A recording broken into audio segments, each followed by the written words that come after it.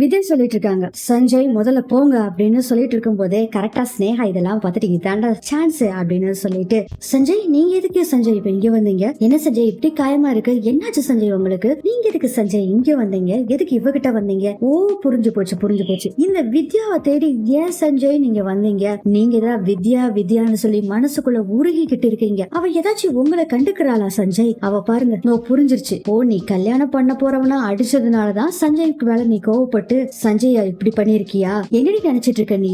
சஞ்சய் நான் ஏற்கனவே சொன்னல சஞ்சய் இவ வேண்டாம் சஞ்சய் அப்படின்னு சொல்லும் போதே வித்யா சொல்றாங்க, அதான் உங்க தங்கச்சி நீங்க பாத்து வச்சிருக்கீங்கல்ல அவளவே கல்யாணம் பண்ணி சொல்லுங்க அப்படின்னு சொல்றாங்க. ஆமா சஞ்சய் இந்த வித்யா நமக்கு வேண்டாம் சஞ்சய், நிரஞ்சனா இருக்கா வாங்க அவளை கல்யாணம் பண்ணிட்டு நீங்க சந்தோஷமா இருங்க சஞ்சய், வாங்க நீங்க முதல்ல அப்படின்னு சொல்றாங்க ஸ்னேகா. நீங்க வாங்க சஞ்சய், நீங்க முதல்ல வாங்க சஞ்சய் அப்படின்னு சொல்லி சஞ்சய கூட்டிட்டு அங்க இருந்து போயிடுறாங்க ஸ்னேகா. அவங்க போன பின்னாடி வித்யா சொல்றாங்க, சாரி இப்படி எதிர்பாராத விடமா இப்படி நடந்துருச்சு மன்னிச்சிருங்க அப்படிங்கிறாங்க. அருணோட அம்மா சொல்றாங்க, ஏமா இதுதான் உன் புருஷனா? பாவமா நீ இவனை பார்த்த பின்னாடிதான் தெரியுது நீ எவ்வளவு கஷ்டப்பட்டிருப்பேன்னு. இவெல்லாம் ரொம்ப மோசமா. அம்மா நீ தனியா இருக்காத அதனாலதான் சொல்றேன், பேசாம நீ அருணை கல்யாணம் பண்ணிக்கோ அப்படின்னு சொல்றாங்க. அதுக்கு அருண் சொல்றாங்க, வித்யா அவர் இதை அடிச்சது கோவப்படத்துல பாக்குறப்போ இன்னும் உங்களை மறக்கலன்னு தான் நினைக்கிறேன், அதுக்காக அவரு கூட வாழுங்கன்னு சொல்ல என்ன கல்யாணம் பண்ணிக்கோங்கன்னு சொல்லல, நீங்க யோசனை பண்ணுங்க ஆனா தனியா இருக்காதீங்க அப்படின்னு சொல்றாங்க. அதுக்கப்புறம் வித்யா சொல்றாங்க, முதல்ல இந்த இதெல்லாம் பேச வேண்டாம், ஹாஸ்பிட்டலுக்கு போய் அருணை காமிங்க அப்படின்னு சொல்றாங்க.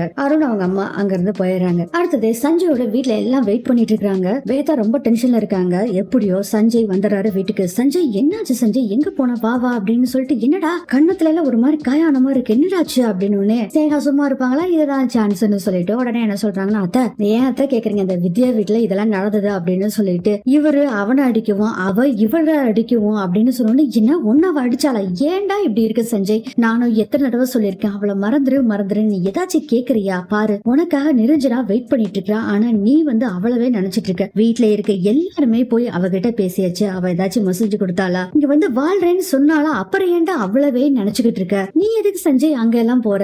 எதுக்கு போய் இப்ப வீணா தேவையில்லாத பிரச்சனையெல்லாம் எடுத்துட்டு வர அப்படின்னு சொன்னோன்னே சந்திரமோகன் சொல்றாங்க, ஏன்டா இப்படி போய் சண்டை எடுத்துட்டு வர, ஏன்டா இப்படி பண்ற அப்படின்னு சொன்னோன்னே, எல்லாமே நீங்க குடுக்குற இடம் தாங்க, அவன் கொஞ்சம் அவளை மறந்து இருந்தாலும் அவன் நல்லவ வல்லவ அது இதுன்னு சொல்லி கடைசியில அவளை மறுபடியும் இவனை நினைக்க வச்சிடறீங்க, இது எல்லாத்துக்குமே நீங்க தாங்க காரணம், உங்கனால தாங்க இவன் இப்படி இருக்கான் அப்படின்னு சொல்லி இவங்க ஒரு பக்கம் புலம்பிட்டு இருக்காங்க வேதா. அதுக்கப்புறம் வேதா ஒரு விஷயம் சொல்றாங்க, சரி சஞ்சய் இப்ப சொல்றான், வித்யா இந்த வீட்டுல வாழ்றேன்னு சொன்னான்னா எனக்கு ஒரு ஆட்சேபனையும் இல்ல, அவ வாழ்ட்டும், ஆனா வாழ்வாளா? எத்தனை பேரு போய் பேசிருக்க, ஏதாச்சும் கேட்டாளா? இங்க பாரு அப்படின்னு வேதா சொன்னோன்னே நிரஞ்சனா சொல்றாங்க, விடுங்க எதுக்கு மாமாவை பேசிக்கிட்டே இருக்கீங்க, அவரு கண்டிப்பா மாறிடுவாரு, நான் மாத்திரம் அத்த அப்படின்னு சொல்றாங்க. பாரு உனக்காக பேசுறா, நீ ஏன்டா நீ அவ்வளவே நினைச்சிட்டு இருக்க, முதல்ல உன்னோட வாழ்க்கைய வாழ பாருடா, நிரஞ்சனாவை கல்யாணம் பண்ணிட்டு நீ சந்தோஷமா இருக்கணும், அதான் எனக்கு வேணும் அப்படின்னு சொல்லிட்டு அங்கிருந்து போயிடுறாங்க வேதா. அடுத்தது வீட்டுல எல்லாம் உட்காந்து சாப்பிட்டுட்டு இருக்காங்க. அப்போ சஞ்சய் சாப்பிடாம அப்படி பணிஞ்சுக்கிட்டே இருக்காரு.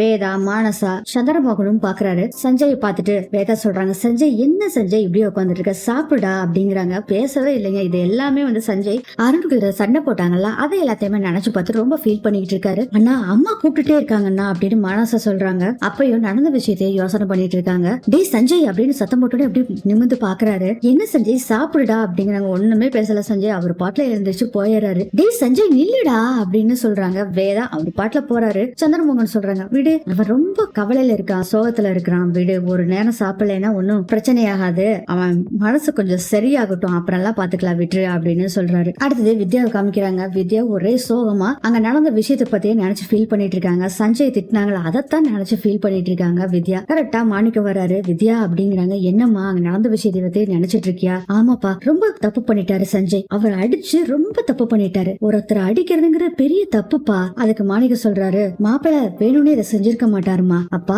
நாங்க தான் பிரிஞ்சுட்டோமே, என்ன உரிமை இருக்கு அவருக்கு, எதுக்கு உரிமை கொண்டாடிட்டு வர்றாரு? அம்மா நீங்க தான் பிரிஞ்சுட்டீங்கன்னு ரெண்டு பேரும் மாத்தி மாத்தி சொல்றீங்களே தவிர மனசளவுல நீங்க இன்னும் பிரியலமா அப்படின்னு சொல்லிட்டு அங்க இருந்து போயிடுறாரு மாணிக்கம். அதுக்கப்புறம் சஞ்சய் ஒரு பக்கம் ஃபீல் பண்ணிட்டு இருக்காரு. வித்யா ஒரு பக்கம் நின்று ஃபீல் பண்ணிட்டு இருக்காங்க. காலையில ஆயிடுது. அடுத்தது குட்டி பாப்பா நிலாவை காமிக்கிறாங்க. கேலண்டரை வச்சு பார்த்துட்டு இருக்கு. பிப்ரவரி 9 இன்னைக்கு, பிப்ரவரி 10 என் பர்த்டே, ஏதாச்சும் பெரிய சர்ப்ரைஸா வித்து வச்சிருப்பாங்க, அதை எப்படி கண்டுபிடிக்கிறது அப்படின்னு யோசனை பண்ணிட்டு இருக்காங்க. அந்த சமயத்துல வித்யா வர்றாங்க. என்ன நிலா பண்ணிட்டு இருக்க, என்ன கேலண்டரை வச்சு என்ன பண்ணிட்டு இருக்க, என்னென்ன ஃபெஸ்டிவல் வருதுன்னு பாக்குறியா? பிப்ரவரியில எந்த ஃபெஸ்டிவலுமே வரலடா, சாட்டர்டே சண்டே மட்டும் தான் லீவு, நெக்ஸ்ட் மந்த் வேற ஆனுவல் இருக்கு, போ போ போ ஸ்கூலுக்கு கிளம்பு அப்படிங்கிறாங்க. ஒரே சோகமா அங்க இருந்து போயிடுறாங்க. நிலா ஒரே சோகமா ஹால்ல உட்காந்துட்டு சாப்பிட்டுட்டு இருக்காங்க. நிலா அப்ப தாத்தா வராரு. குட்டி என்ன ஒரே சோகமா இருக்கீங்க? அட போங்க தாத்தா, நாளைக்கு என்ன தேதி தெரியுமா?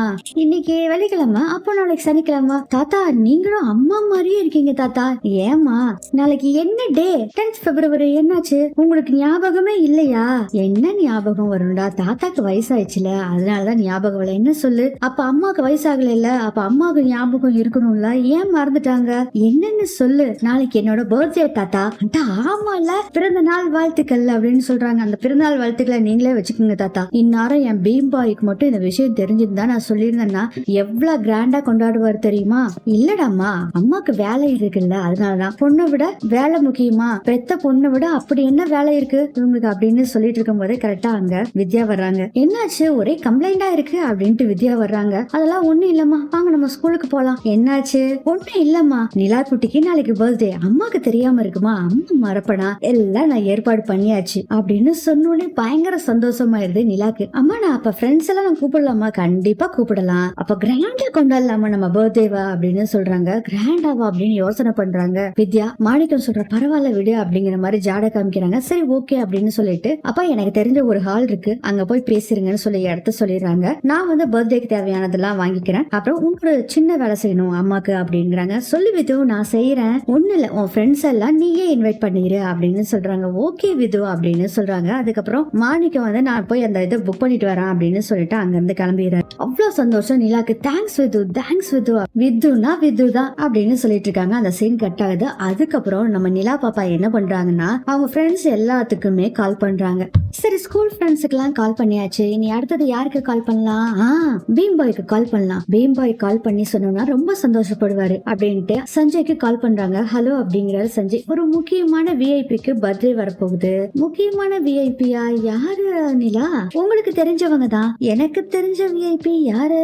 அது நான் தான், எனக்கு தான் நாளைக்கு பர்த்டே அப்படிங்கிறாங்க. அட்லாயா? ஆமா பீம் பாய், நாளைக்கு எங்களுக்கு தெரிஞ்ச எங்க பக்கத்துல இருக்கக்கூடிய ஃபங்க்ஷன் ஹால்ல தான் என்னோட பர்த்டே செலிப்ரேஷன் நடக்குது. சரி பீம் பாய் உங்க அம்மா கிட்ட போன கொடுங்க அப்படின்னு சொல்றாங்க. சஞ்சயும் அவங்க அம்மா கிட்ட குடுக்குறாங்க. அதுக்குள்ள மூக்கு வேர்த்து போய் ஸ்னேகாவும் நேத்ரா 2 பேரும் வர்றாங்க. அதுக்கப்புறம் நம்ம வேதா நிலா கிட்ட பேசுறாங்க. எனக்கு நாளைக்கு பர்த்டே அப்படின்னு சொல்றாங்க. ரொம்ப சந்தோஷம், அட்வான்ஸ் ஹாப்பி பர்த்டே அப்படின்னு சொல்றாங்க. வேதா தேங்க்யூ பீம் அம்மா, நீங்க நாளைக்கு கண்டிப்பா வந்துடணும், நீங்க பீம் பாய் பீம் அப்பா எல்லாரும் வந்துடணும் அப்படின்னு சொல்றாங்க. நான் கண்டிப்பா வந்துடும்டா அப்படின்னு சொல்லிட்டு இருக்காங்க. இது எல்லாத்தையும் கேட்டு ஸ்னேகாக்கு ஆஹா என்னடா இது அப்படிங்கிற மாதிரி யோசனை பண்ணிட்டு இருக்காங்க. நிலா சொல்றாங்க ஏன் அம்மாக்கு நீங்க எல்லாம் வர்றது தெரியாது, அதுதான் சர்ப்ரைஸ், எங்க அம்மாக்கு நான் கொடுக்க போற சர்ப்ரைஸ் அப்படின்னு சொல்றாங்க. இதோட இந்த எபிசோட் முடியுது.